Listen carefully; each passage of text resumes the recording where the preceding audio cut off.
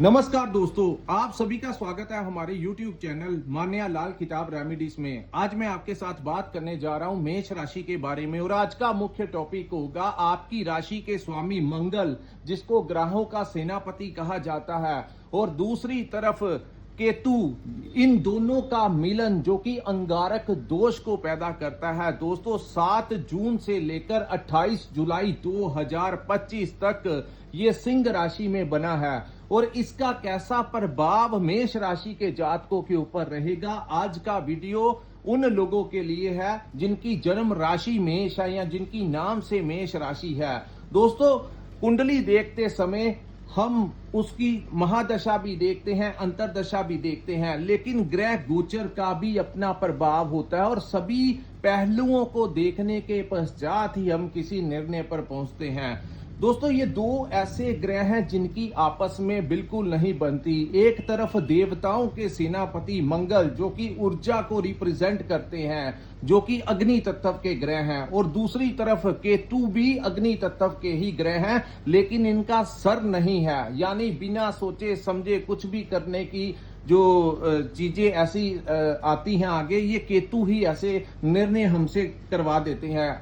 तो दोष ऐसे शत्रु जब एक ही जगह के ऊपर इकट्ठे हो जाते हैं तो आप समझ सकते हैं कि वहां का जो वातावरण होता है, वहां का जो इन्वायरमेंट होता है, वो कैसा बन सकता है। और इस चीज का ब्रह्मांड के ऊपर भी असर देखने को मिलेगा। आप देखेंगे कि विश्व भर में कहीं ना कहीं अग्नि के से रिलेटेड दुर्घटनाएं, लड़ाई झगड़ा विवाद की स्थितियां जो हैं ये और ज्यादा उग्र तरीके से होने वाली हैं, क्योंकि मंगल जो है ये उग्रता को भी दर्शाते हैं। और मंगल जिनके उच्च के होते हैं, ऐसे जातक डिफेंस, पुलिस एडमिनिस्ट्रेशन में या बड़े ऑफिसर्स जो डिफेंस में होते हैं, आर्मी ऑफिसर जो होते हैं, इनके ऊपर सबसे ज्यादा प्रभाव मंगल का ही होता है। और आपकी राशि के ऊपर ज्यादा इसलिए है क्योंकि आपकी राशि के स्वामी ही मंगल ग्रह है, और मंगल आपकी राशि के स्वामी और उनके साथ उनके शत्रु के एकत्रित होने से अब मेष राशि के ऊपर इसका कैसा प्रभाव देखने को मिलेगा। दोस्तों ये जो सामने मैंने आपके कुंडली बनाई है, ये आपकी चंद्र राशि की कुंडली है, जहां पर 1 नंबर लिखा है और मेष लिखा है। आपकी राशि के पंचम भाव में ये युति बनी है।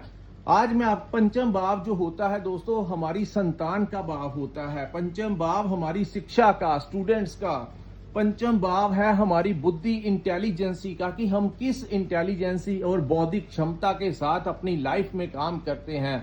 पंचम भाव जो है हमारी मैनेजमेंट का भाव है, कि हम अपनी परिस्थितियों को किस प्रकार से मैनेज करते हैं। पंचम भाव से ही हमारी लव लाइफ को देखा जाता है, पंचम भाव से हमारे रिलेशंस को देखा जाता है, इन्वेस्टमेंट, क्योंकि अगर बुद्धि अच्छी हुई तो इंसान इन्वेस्टमेंट भी बहुत अच्छी जगह पर करता है, जिसका बाद में उसको अच्छा प्रॉफिट मिलता है। तो ये सारी ही चीजें जो हैं ये पंचम भाव से रिलेटेड हैं। और सबसे पहले मैं आपको बताऊंगा कि इस समय आप लोगों को अपने क्रोध के ऊपर बड़ा नियंत्रण करके चलना पड़ेगा, क्योंकि जो बुद्धि है उसके ऊपर मंगल और केतु का प्रभाव होने से अचानक से क्रोध में बहुत ज्यादा वृद्धि देखने को मिलेगी। लेकिन यही वो ग्रह होते हैं दोस्तों जो शॉर्ट टर्म पीरियड के लिए आते हैं। अगर इस समय को हम मैनेज करके चलें और ज्यादा क्रोधित ना हो, अगर आपको ऐसी अवस्थाएं लगे कि आपको जल्दी ही इस समय क्रोध आ रहा है, तो कृपया उसके ऊपर आपको कंट्रोल करके चलना होगा। कहीं वही क्रोध जो है आपके रिलेशंस को खराब कर सकता है, आपसे गलत डिसीजन दिलवा सकता है। कहते हैं कि जिंदगी में जोश होना जरूरी है, लेकिन अकेले जोश के साथ साथ होश होना भी जरूरी है। जब दोनों चीजें बैलेंस करके चलती हैं तभी जाकर हम अपनी जिंदगी में सरवाइव कर पाते हैं। तो आइए दोस्तों, 5th हाउस से सबसे पहले मैं आपको बताऊंगा कि आपकी संतान के साथ कैसा रहने वाला है। इस समय आप लोगों को अपनी संतान के ऊपर छोटी छोटी बातों को लेकर अत्यंत क्रोध आ सकता है, उनकी हेल्थ को लेकर कोई समस्या आ सकती है। आपको चाहिए कि इस समय उनको आप क्रोध जितना हो सके आपसी विवाद से आपको बचना चाहिए, अन्यथा आप दोनों के रिलेशंस जो हैं वो खराब हो सकते हैं। तो जितना हो सके उनकी हेल्थ का ध्यान रखिए, छोटी छोटी बातों को इग्नोर कीजिए। हाँ, आंख जरूर बनाकर रखें, लेकिन अगर कोई बात करनी भी है तो बड़े तरीके के साथ बात कीजिए। रफली टॉक करेंगे तो आगे से आपको रिस्पॉन्स भी वैसा मिल सकता है जिसके कारण मतभेद जो है वो बढ़ सकते हैं।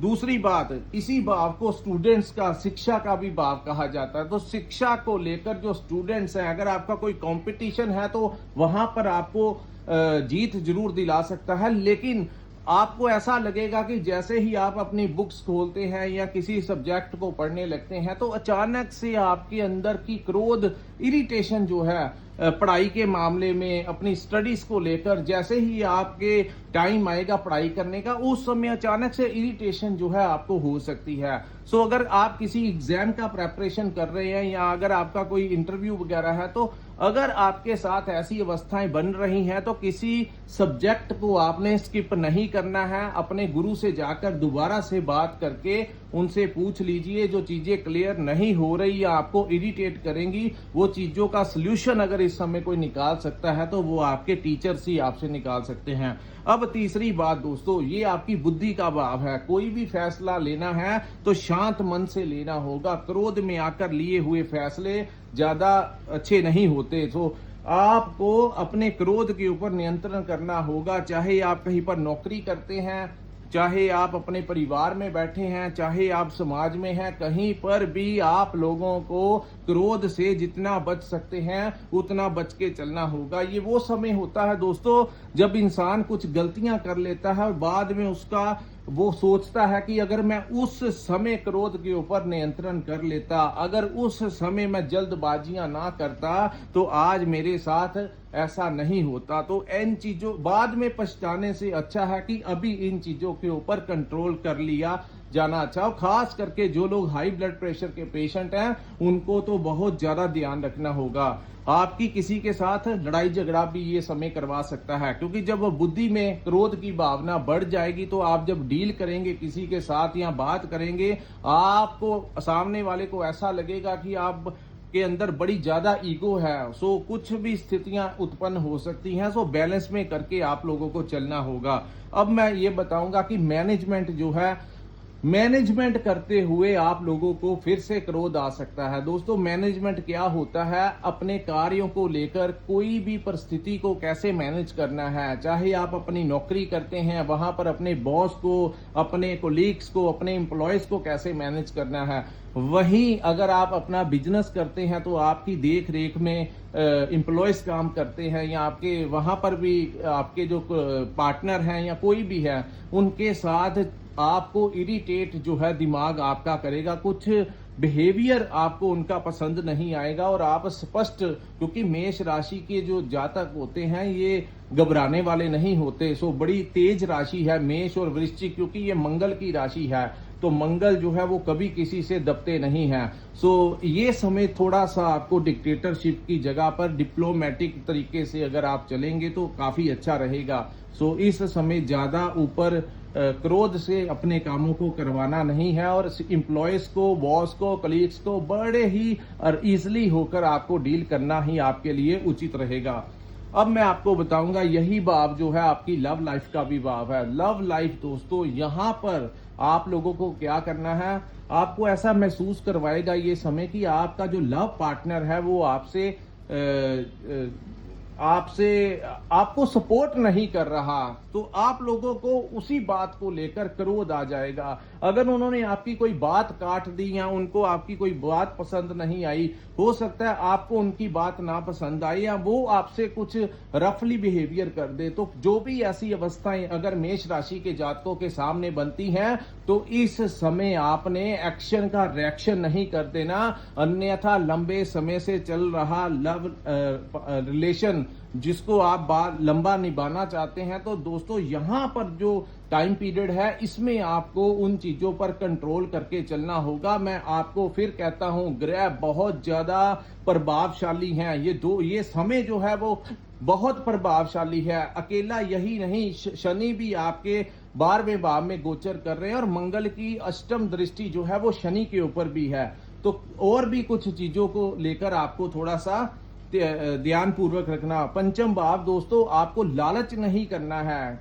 आपको ऐसा लगे कि दूसरे का काम जो है वो बहुत अच्छा है या दूसरे की नौकरी बहुत अच्छी है, मैं यहां पर छोड़ के दूसरी जगह पर करता हूं, क्योंकि ये युति आपकी बुद्धि के भाव में बनी है तो आपकी बुद्धि को विपरीत कर सकती है केतु, क्योंकि केतु का दिमाग ऊपर वाला हिस्सा नहीं है। सो मंगल जो है वो तेजी देता है और केतु जो है वो बिना सोच वाला प्लेनेट है।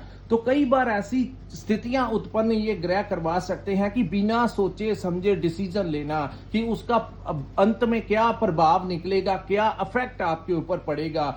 ऐसा आपको कोई ऐसी बड़ी इन्वेस्टमेंट नहीं करनी जो दूसरों आपको लगे कि वो वाला बिजनेस जो वो मेरा मित्र कर रहा है उसमें तो बहुत ही प्रॉफिट है, मैं छोड़ के ये वाला काम और दूसरा काम करूंगा। बिल्कुल ये गलती इस समय मत करना, अन्यथा वो आपका एक भ्रम होगा, क्योंकि केतु जो है वो भ्रम को पैदा करते हैं। दूसरी बात, यहां पर दोस्तों आप लोगों को हो सकता है महसूस एकांत में रहना महसूस करवा सकते हैं। आपका मन करेगा कि मैं इसको सभी को छोड़कर और मैं अकेला ही अपने रूम में बैठा रहूं या मैं अकेला एकांत में किसी अलग जगह पे चला जाऊं।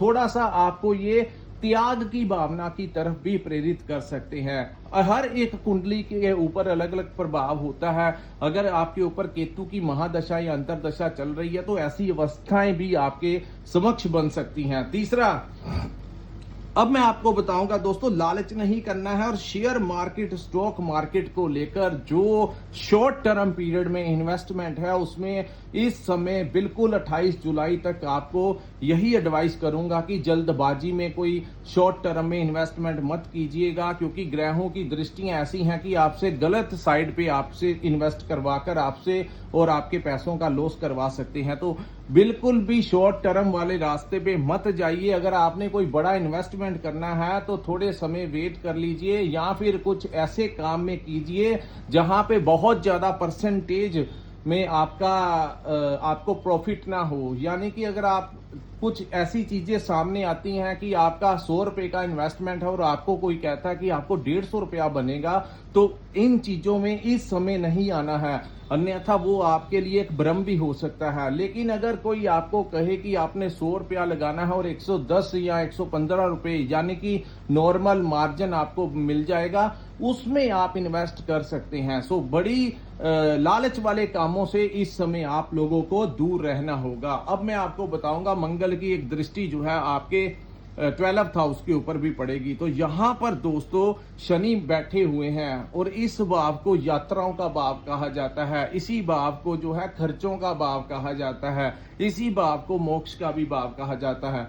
व्यर्थ की यात्रा करने से आप लोगों को बचना होगा। कुछ लोगों की आदत होती है, ये समर टाइम चल रहा तो हम अपने दोस्तों के साथ किसी ट्रिप पे चले जाते हैं। तो या दोस्तों, अगर आपकी मेष राशि है तो थोड़ा सा संभल कर आप लोगों को चलना होगा। अगर बहुत जरूरी काम है तो आप अगर घर से बाहर निकलें भी तो अपना हेलमेट और सीट बेल्ट वगैरह वियर करके ही जाएं। कोशिश कीजिए पब्लिक ट्रांसपोर्ट को यूज करने की, अगर नहीं तो किसी के साथ बैठकर जा सकते हैं। और अगर बहुत ही और कोई भी फैसिलिटी आपके लिए अवेलेबल नहीं है और ड्राइव आपको ही करनी है तो बड़े केयरफुल होकर आपको ड्राइव करना होगा और बड़े ही आराम से। तेज ड्राइव आपके लिए इस समय अच्छा नहीं है, तो जितना हो सके यात्राओं को टालने से ही आपको लाभ होगा। दूसरा, इस भाव को खर्चों का भाव कहा जाता है। तो बिन मतलब के खर्चे आपके घर में हो सकते हैं और वो चीजें आपको बड़ा परेशान कर सकती हैं। मेडिसिन के ऊपर खर्च करवा सकता है, घर में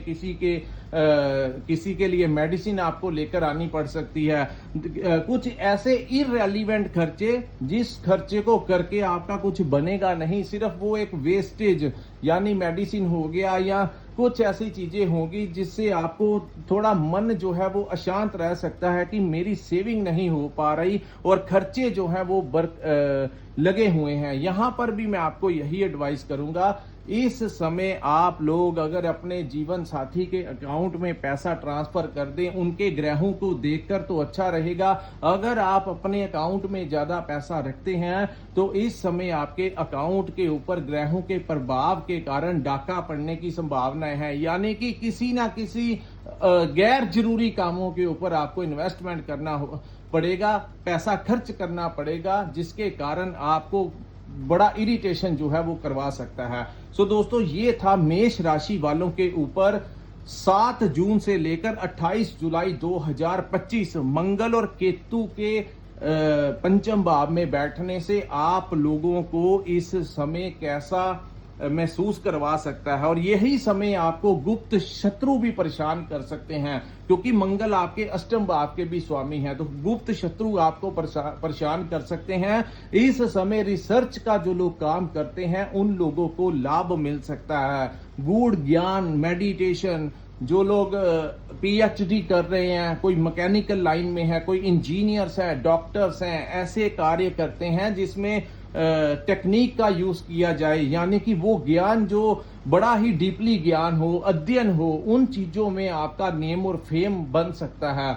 ओवरऑल जिन चीजों से मैंने आपको सावधान रहने के लिए कहा, उन चीजों से आपको सावधान रहकर चलना होगा। सो दोस्तों, ये है मेष राशि के लिए मंगल केतु के अंगारक दोष का कैसा प्रभाव होगा और आप लोगों ने इस समय को किस प्रकार से मैनेज करना है।